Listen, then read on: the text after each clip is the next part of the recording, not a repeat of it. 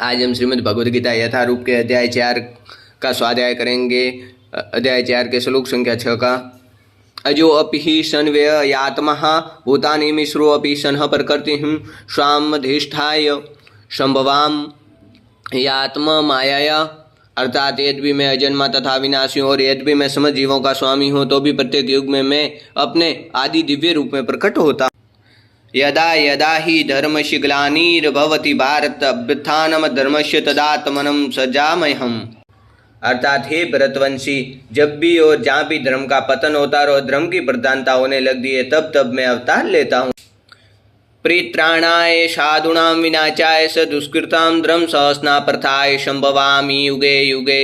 अर्थात भक्तों का उद्धार करने, दुष्टों का विनाश करने तथा धर्म की फिर से स्थापना करने के लिए मैं हर युग में प्रकट होता हूँ। जन्म कर्म च मे दिव्यमेवं यो वेति तत्वतः त्यक्त्वा देहं पुनर्जन्म नेति मामेति सो अर्जुन। अर्थात हे अर्जुन, जो मेरे आविर्भाव तथा कर्मों की दिव्य प्रकृति को जानता है, वह इस शरीर को छोड़ने पर इस भौतिक संसार में पुनः जन्म नहीं लेता है, अपितु मेरे सनातन धाम को प्राप्त होता है। वितराग भय क्रोधो मनमयाः मामुपाश्रिताः बहवो ज्ञान तपसा पूताः मद भावम आगताः।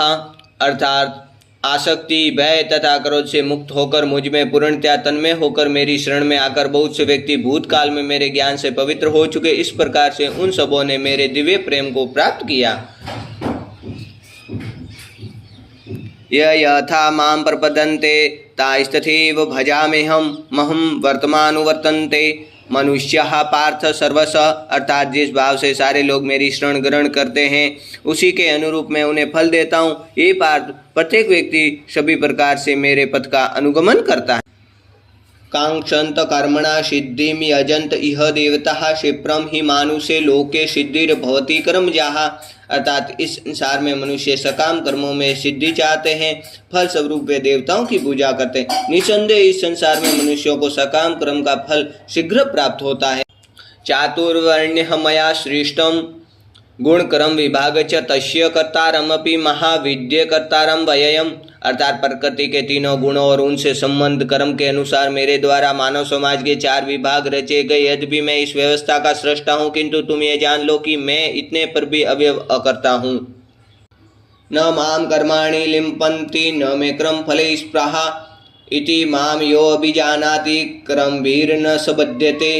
अर्थात मुझ पर किसी कर्म का प्रभाव नहीं पड़ता, न ही मैं कर्म फल की कामना करता हूँ। जो मेरे संबंध में इस सत्य को जानता, वह भी कभी कर्मों के फल के पास में नहीं